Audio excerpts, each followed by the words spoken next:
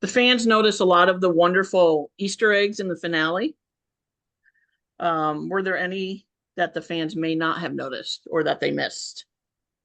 And which were Oh, your I don't know. favorites? Which ones did they see? Which ones?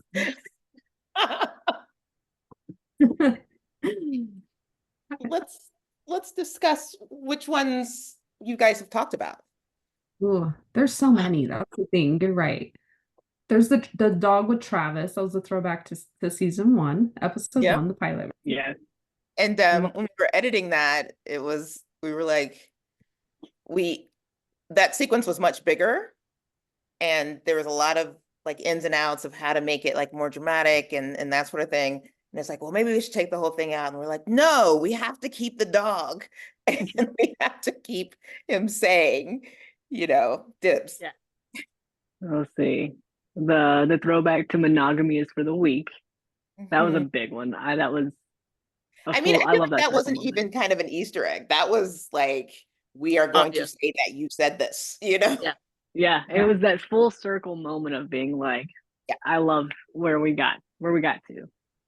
That's a beautiful, just kind of pin on her journey and how far she's come, or how different she is compared to her season one Maya, and how Yes. she's grown, and a payoff for all the work she did on herself, in season 6. So Yeah. we really love that. Yeah.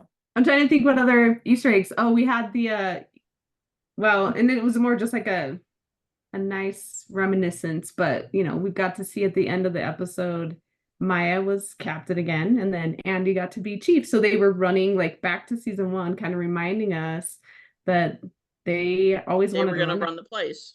Yeah. Yeah. Yeah. It Yeah. was That was always we couldn't decide on how to get there, but we always knew that was the end.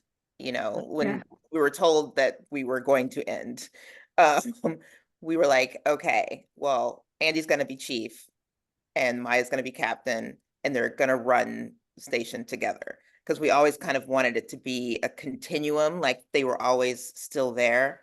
Although I had at one point wanted to do kind of the Norman Lear ending, where you like look around at the empty thing and turn off the light and you leave. Oh, yes. But we got kind of the two of those together by the way we ended up doing it. So, like she sent them off. So we got the empty station, and then her kind of walking off into the sunlight, the mystical, beautiful heaven. I don't know what it was, but we were able to kind of fit both of those ideas in to the ending, which was kind of a phenomenal coup of like two seemingly very opposite endings kind of merging together. So yeah, I absolutely love the final part of the it was season. so Like beautiful, right? the speech about being what 19 is, and like it is very much like what 19 is. I love the idea of 19 and like the community built around it, but also just like that final where she just walks out one last time. Well, it was Peter and I's philosophy for like the entire run of what we were trying to accomplish with the show. And we just basically said what we were trying to accomplish in that last piece, because we thought it was so much the values that we hold and the values that we want to put out there. It's just about community and just being good to each other and learning from each other, and keeping that going was an important part of how we wanted to portray the show, and like I said, our values. So I'm glad you guys. Yeah, I think my favorite part is the legacy that 19 leaves behind is one that is full of positivity and realness, but also reminding people that everyone's human and everyone has a story. And I think that's why this show just like people latched on to who this show was. So, Yeah, and to push it forward. yes. Yeah. Just keep it going, to like not let the end of 19 be the end of It's goodness not. in the world, Nope. It lives on. Oh, Yeah. it was So beautiful. So beautiful. Yeah, that whole entire the finale was just done so well. Yeah, you can tell that you put so much like love and care into it, and you really wrapped up stories but left them open, for some hope. Just, you never know. But For the Station 19, the movie. Yeah, yes. Yeah. yeah, I love it. A year Yes. later. On ABC's call. Yeah. Just let us know when. We'll Just be let there. us know. We're working on the script right now. No, just tell us when to turn on our TVs or when to go to the theater. Like if you want to sell out, we'll be Wouldn't that be there. amazing in the theater? Wow. Yes. They could put it on Disney Plus. They could put it on Hulu. There's plenty of places. You tell me where, I'll be there. Well, I'll let Yeah. them know that you guys will be there, and I'm sure they'll ante it up. Yeah. Definitely be there. I mean, if Front we and can center. pay for some food trucks, we can fund. You guys were amazing, by the way, with all of the love that you showed us. Well, thank you.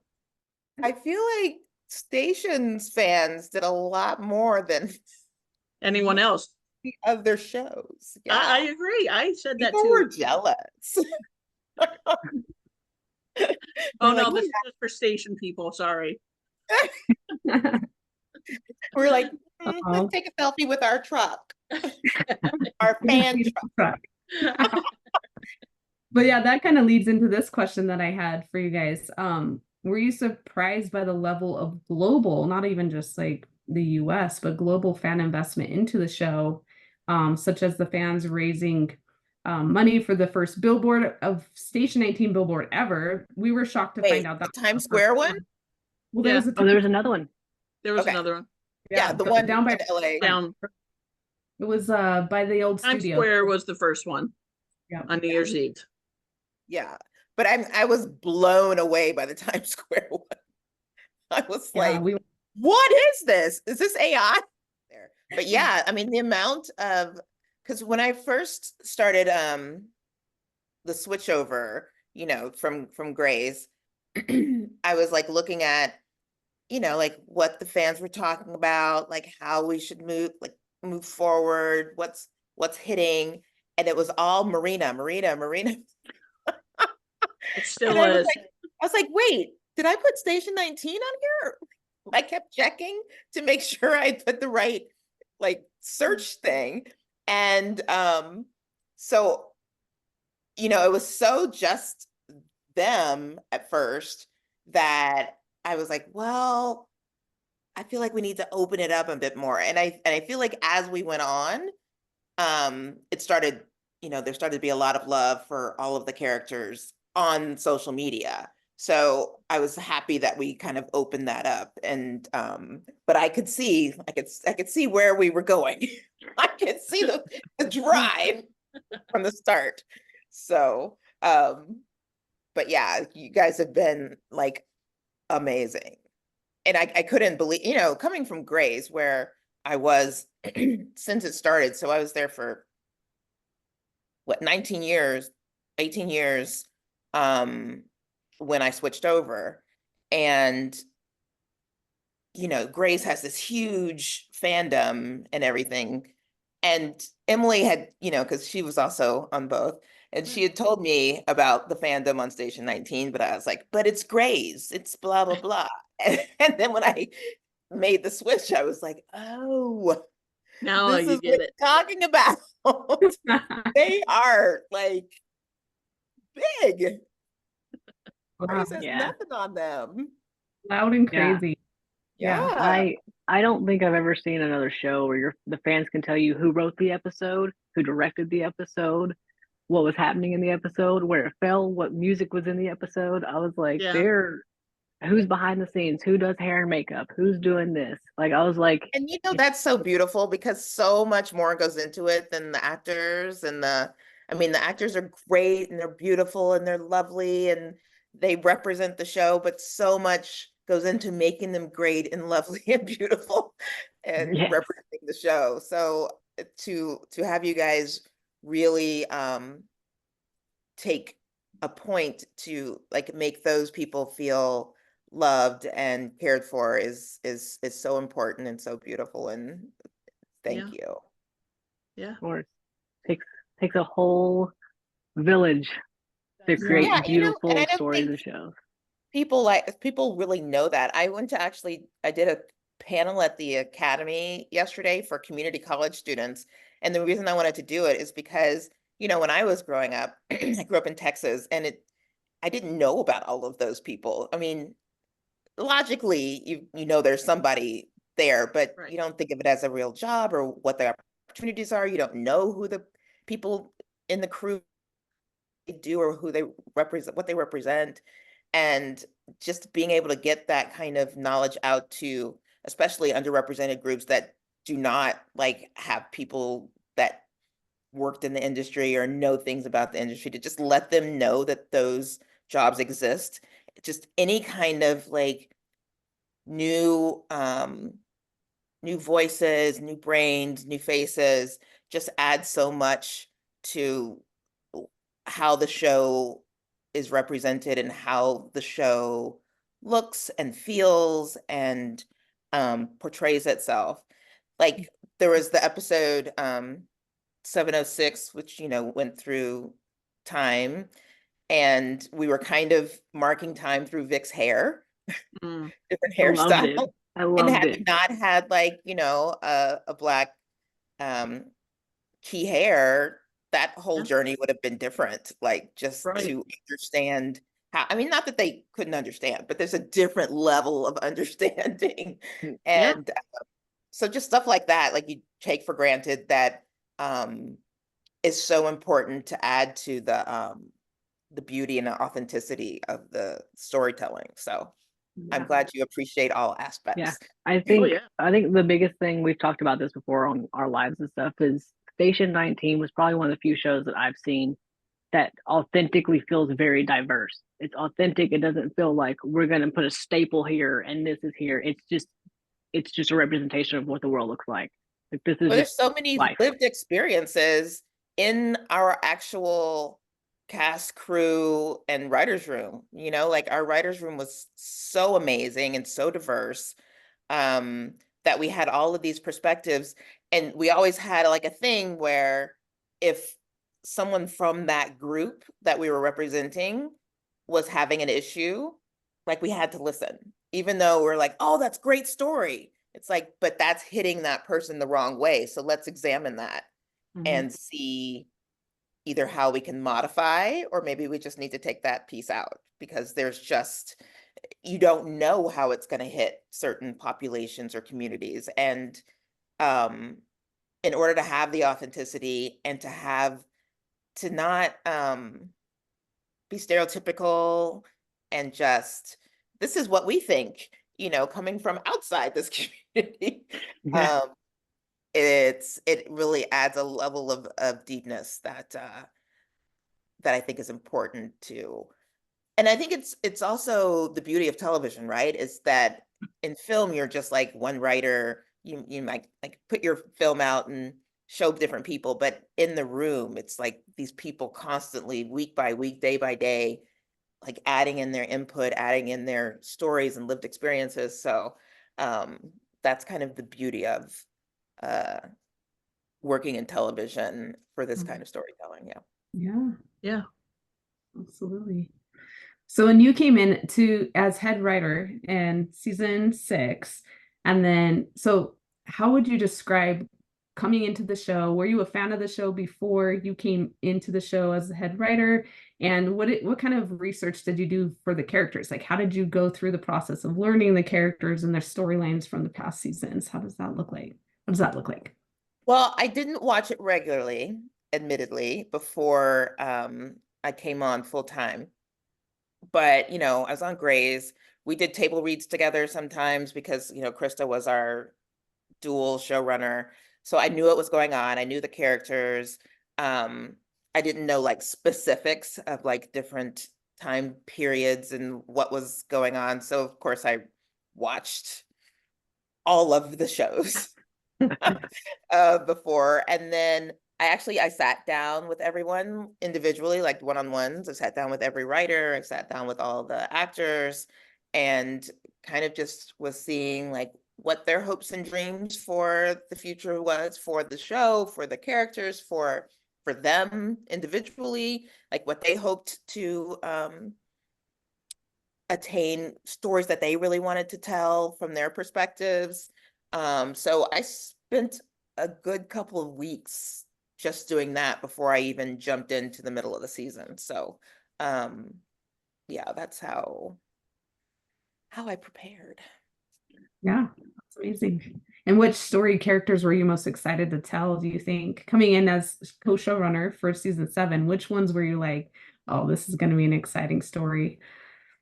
You know, one of my big missions for season 7, which we didn't get to play out, we only got to play out in one episode because 10 episodes, was like a Native American story. We really wanted that to be much, much bigger because I'm always of the inclination that we're in Seattle and there's lots of Native Indigenous communities out there. And we never tell those stories.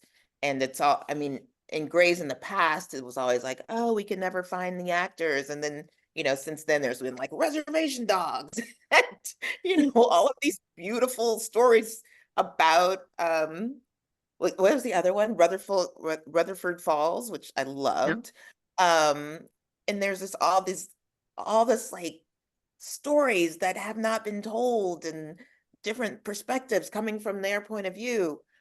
So that was something that I really, really wanted to tell, which we only got to do with one episode. But we also hired a Disney fellow who was half Native American, so that we could, again, authentically tell the story. So we were really happy to find her and really happy that at least we got to touch on it. And yeah, my other big thing was the Karina being sued was kind of off of, you guys know I'm a doctor, so I got sued, or not even sued, there was an intent to sue, and just the emotions that built around it. I just wanted to touch on that and really show kind of, it was interesting. That was actually an interesting evolution of that story because I was so focused on like how I felt about it, and the room was like, but what about her? Basically, like how are we going to tell the story where it doesn't look like she's the mom, like she's out for money or she's out, so it really helped to balance the story by just kind of jumbling that in the room. But like my whole intent for that, besides just the emotionality of it, was to get Karina to be part of the show more, because it was always so hard to be like, oh, and there's a pregnant woman. Oh, and she's off in the by herself, So I really wanted to integrate her more into the station for season 8. So she was gonna have, coming off of the lawsuit, have some like, do I really want to do this medicine thing? OBs have such a huge malpractice insurance cost that they have to pay. There's so much liability and so much, there's a lot that she can do that's good, but there's also just a lot of bureaucracy that gets in the way of medicine. And she was going to do like a fellowship and become use a lot of her kind of community-based things to become like an EMS fellow and ride in the ambulances with them and be part of, the suiting up from the finale was going to be something that we were going to do like episode 8 or 9 or something. And then she was going to be more integrated into the thing. So, but all we got to tell was the suiting up to get her out there the one time. But that was going to be a much longer arc also. But and that was a story that I was excited to tell also. So yeah, Well, I think we were all ready to see it. Yeah, we're all ready. And the Pride Parade was interesting because we were just looking, well, before we were moved to after Grey's, we had been looking at crossover potential things. And I was like, well, I feel like one thing that we've never done on Grays or Station was a parade. And then of course Peter came in and it's like, what about a pride parade? And that's how that episode came in. So Yeah, we loved it. We're all here for it. It was just so many great episodes and such a great season. And yeah, we were excited. We were kind of sad. We read that in one of the articles we read that you had mentioned that Karina was potentially for season 8 getting set up for more of like storyline, which I think the fans have been like begging for forever. And we're like, we could have had it. We were so close. yeah, yeah, the whole like we have to have some pregnant woman in trouble thing was getting old. Yeah, and she did the brush gear. She looked like she was ready to go. Super. Oh, super so ready. She was Superhero, oh my ready God. for it. That was such a badass moment. It was. It was like Like I don't get superhero in the moment. script. It was like, you know, this little tiny thing, and Peter was like, "I know what you want. I know how to get that." And he delivered. And he delivered. That is so fun. Yes. And so Yeah. it was really It's fun to gonna be just like a little, you know, a cushion season because it was only 10 episodes. yeah. We're like, okay, well, we can just, you know, set some things up that are gonna really come out in season 8. And then we're like, okay, we're canceled. So all of that thought shift. Yeah. Shit. So But yeah, brutal. it's, you know, 10 episodes in this day and age is actually still a blessing, Yeah. Yeah. but it's just True. not what we were planning for. So, you know, Yeah. different. I think what was crazy is like you season after season, we're all like, I think we as fans are also like waiting for the renewal. We're like, is it coming? Is it coming? Is it coming? And then we were like, after season 6, we're like, oh, there's no way that we get 10 episodes. No way we're not getting a season 8. And we're like, out of left field. What do you mean? Especially after they moved you guys for That. Millions spending of all that dollars money to move us. for $3 and million. then- That's why we weren't even like, we're like, Yeah. well, we're at least going to get 2 more seasons. Right. Yeah. Definitely 1 more, Right. at least, but probably 2 more because of all of the time and effort that they put into moving. Yeah. And then them finally saying, oh, no, this is a standalone show now. It doesn't have to be Right. tied to Grace. And we're like, Yes. let us run. Let's go. What? And then what just Okay. happened? What? Yeah.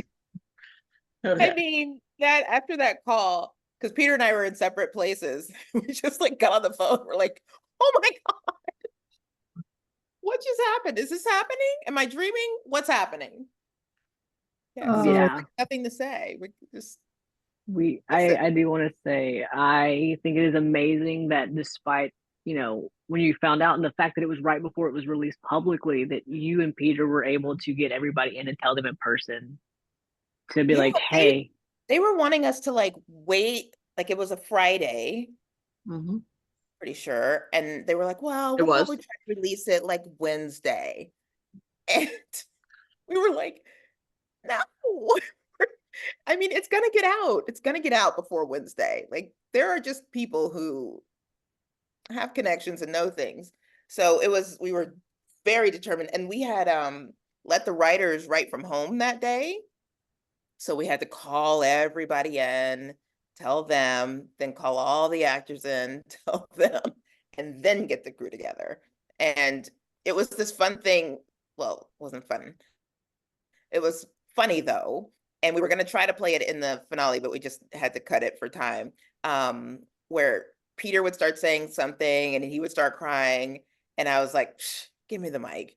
And I would start saying something and then I would start crying. And we just passed it back and forth because we couldn't get all of the words out. But by the time we passed it back and forth, maybe like 5 or 6 times, we were actually able to get all of the information out. And we were going to have Vic and Travis do that in the finale when she was about to sign the table, but then it had to be cut for time. But yeah, it was very bittersweet, but you know, the entire crew like felt it, and it was lovely in its horribleness because Yeah. everyone was so happy with where they were and where we were at that moment. Mhm. And yeah, and then the news came out like 30 minutes later or something. So thank God.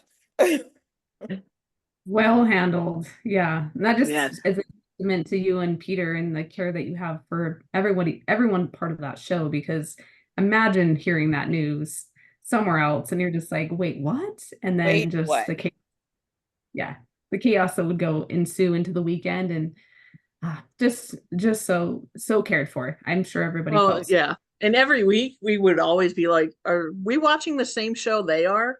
Because there's no give me a Yeah. legit reason. A lot of And our storytelling was like, oh, what are they going to do? Cancel us? yeah, right. I love it. Let's love do it. it. Let's go there. Yeah. Yeah. Oh, so bittersweet. But yeah, that was a lot of the questions that we asked for questions ahead of time, and a lot of the fan questions were like, what were the feelings that you had and what came to mind when you heard the cancellation? And I think you guys covered that exactly right. I think it's just shocking is probably the best word for it. Very shocked. We were very, very, very shocked. Oh, Like speechless. Yeah. We're a bunch of writers. We're all speechless. And you could just feel the love, you could feel the love in the room with each time we had to say it. Even though the character, a lot of the actors had been there for the full 7 years, like no one was ready to stop. No. No one was ready to like, this is gonna be my last year, I'm tired of playing this character. Like, Yeah. Yeah. nope. The Let's thing go. is Let's keep going. yeah, we've talked about this a million times, but the thing is, Station really never was, in our opinion, given a fair shot from the start. The first season, it was a mid-season it started, I think, in March. It was only 10 episodes, which, is normal for a first timer. And then, they would gain momentum and something would stop them in their tracks, like COVID. I mean, it's just amazing that you guys were one of the very few shows, Grey's and Station, to be able to survive COVID not get canceled, because so many did. And Yeah. not only work through COVID, but you included it in the storylines. Tackled it head on. That's right. Yeah. And it's funny because a lot of other shows were like, we didn't want to put a timeline on our show. Like, we didn't want it to like exist. We just kind of wanted to exist in the world and not in a certain time. And I totally get that. But for us, I mean, for me, at least, I feel like the Grey's and Station COVID season serves as kind of this little time capsule, so that people like in the future who are like, what were they talking about? You can like go back and kind of look at these shows and see kind of how it was for us living through it, Yeah. because Yeah. we always played it like a couple of months behind where we actually were in time. So we had the beauty of hindsight and kind of what was coming down the pike and how we were handling things at the time. So we weren't like ahead of ourselves and we weren't too far behind. So it was very just like real in the moment, authentic feelings. So I feel like people in the future are going to be able to, even though it's not a documentary in any way, but the feelings are there, and how Yeah. scary it was is there, and just what the people living through it were going through. So I really love that we tackled it. Yeah. oh, yeah. We did But too. I would say I think the whole show as itself is kind of like that, right? Because Station has never been afraid to go right at the problems we face head on. We're gonna go there, and we're gonna go there and show you exactly. We're not gonna sugarcoat it and make it pretty no, we're gonna go there. We're gonna make it real. And so I think even 20 years from now, when people watch the show and you want to see an example of what that looked like here, just put on Station here. You want to see Yeah, what and I think racism looks like? Here you go. Right. I was gonna say, like, one of the things that I was so excited about coming to Station was Crisis One, and the first episode that, I kind of came in from start to finish was kind of the racism episode, Xavier's racism episode, because when I had come in, I was like, I love this Crisis One thing, and I can't believe you haven't done like the police and Right. EMT thing, like that working, or how that works together, and how you can de-escalate when, you know, a Black man is on the ground or whatever. And Xavier just took that and ran with it. And, you know, I'm very proud of that episode and what he did with it. And just having that Crisis One piece of it, we were able to tell so many like just social impact stories, and but in a dramatic, kind of beautiful, wonderful way. So that was something that got me real excited about moving over. Yes. And it's like that with so many, like we've seen the sexism, we've seen, and we saw what transgender, like trans kids go through. We've seen like real issues, but in a way that you lock in because again, representation matters. And that's what Representation. this show has done better than any show I've ever watched, and I avidly love TV. So that's why I think Station 19 will always be special in that regard, as it was representation of real life for real people. And the impact is going to go on forever. It's changed lives. It's Y'all saved gonna lives. make me cry. Oh yeah, is that what you're trying to do? Is that what this is about? Well, we have made people cry before. Do that. Not the goal, but it happens sometimes. It does Yeah, happen. and I think just like shedding light on it for those that, sometimes TV is really the only way that they hear about this stuff. And like, just the eye-opening concept is like, oh, wow, that's going on. And like people that live in a small town in the middle of nowhere that don't watch the news, they have no idea what's going on in the world. And the show's always represented that. And it's incredible.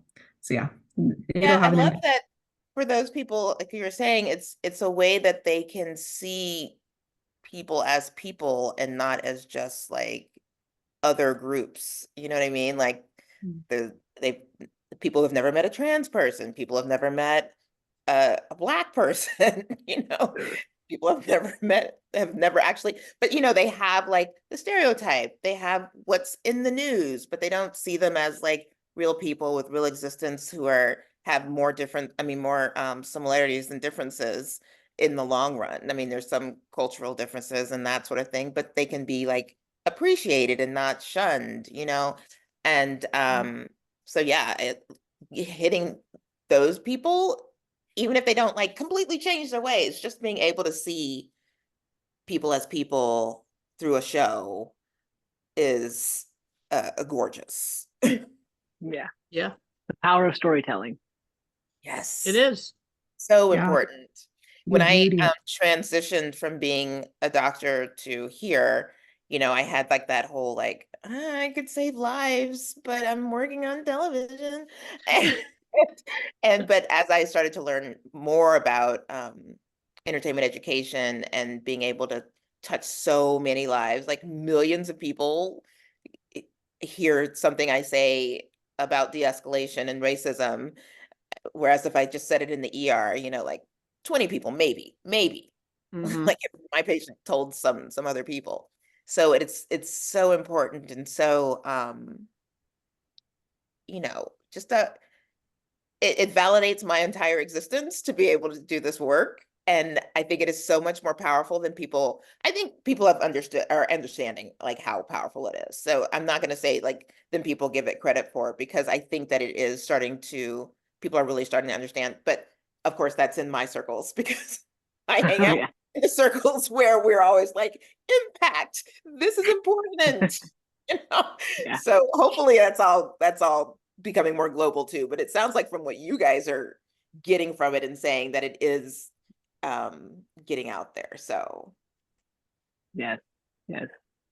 And that's kind of like when we were talking when the strikes were happening and they were talking about AI, and we said this plenty of times. We're like, AI cannot do this because you're lacking the human factor. You have to have humanity to tell the stories, or it's just at that point, you just show me a cartoon basically of like what could be, because you need the human feelings, the emotions to bring these worlds to life, because that's what I love about film, and especially like 19, is the writers write these beautiful, beautiful characters, and then our actors bring them to life, and they become real people, real entities that exist in the world, and people latch onto these characters. They're real people to them, and sometimes it's their only friend when they need a friend. And so I think that is like the most beautiful thing that storytelling, but especially Station, like everyone, there's something in every character that someone can identify with, whether it's a personality trait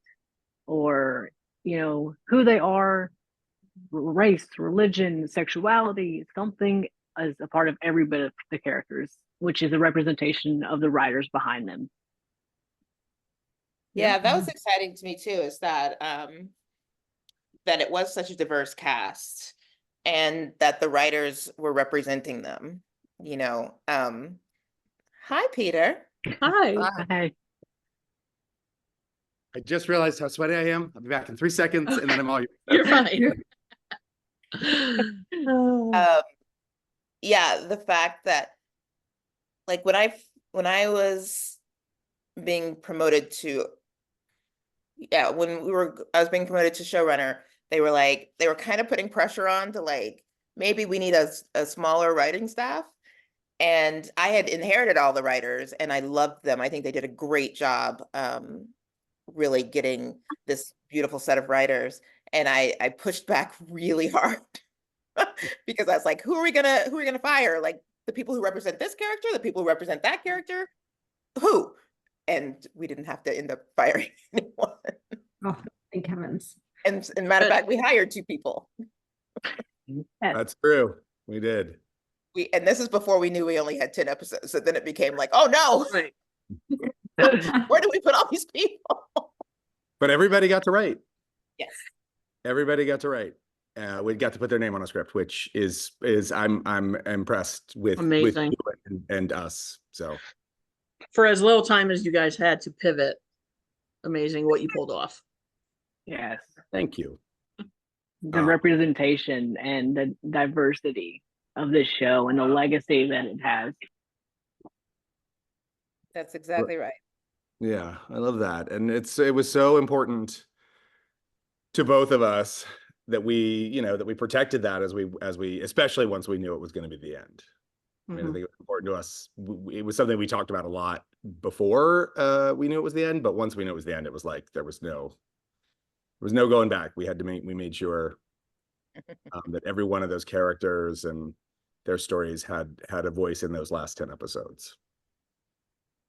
Yeah, we said it earlier. We're like, I think season 7 was probably the best season we've ever gotten, and then we're like, more? Can I have more? More? Thank you And we for were that. like, no. Nope. Take our money, please make more.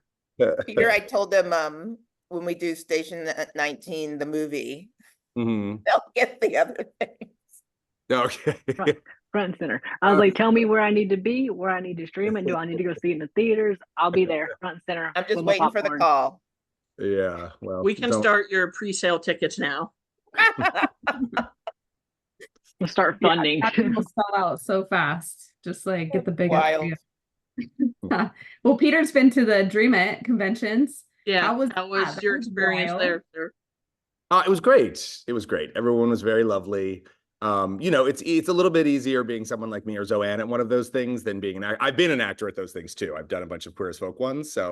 But everyone was lovely, and it was nice to interact with everybody. And you really do get a sense of how meaningful the show was to so many people. And that's there's kind of no greater, gift than that beyond the work itself. So Yeah, you see how big it is worldwide in person there. yes. Yeah, for sure. And how important, it's like beyond just big, because there's a lot of shows that are big, but I think there's something that happens when people see themselves represented in really meaningful ways that they're not used to seeing. That's Right. really It's not just like, oh, you were on TV. It's, oh, you put something into the world that I didn't even know how much I needed, that was, and that I think is the thing that I'm most proud of from all of my career, but especially with this last season of Station. Yeah. Zoanne worked so hard on crafting that finale script, and we talked endlessly about what it needed to be and what we wanted it to be and how to get it there and what we could feasibly achieve in the time we had with the money we had. It was a big undertaking. It was definitely the biggest hour of TV I've ever done. Mm-hmm. Yeah. So Yeah, y'all should have gotten a 2-hour finale. yeah, we got 5 minutes. no, Yeah. a minute and a half. Not minute. even. I think we used about 48 seconds. I think we were about 48 seconds over. Oh, that's not bad. So at the end of the day, yeah. Too Yeah, bad we yeah. couldn't have had like a 2-hour series finale. Like, just we're asking for so much here. But like, I feel like we did have a 2-hour season finale at one point. Yes, for sure we did. For sure we did. And in a lot of ways, if I'm being honest, I sort of think 9 and 10 are the season finale, and it really is a 2-hour finale. Yeah. They're they're so related and so connected and so intertwined. So We were really we really wanted to have a satisfying finale, and we knew we weren't going to please everybody all the time and for every little piece of it, but I think what we ended up with was satisfying enough. Sure.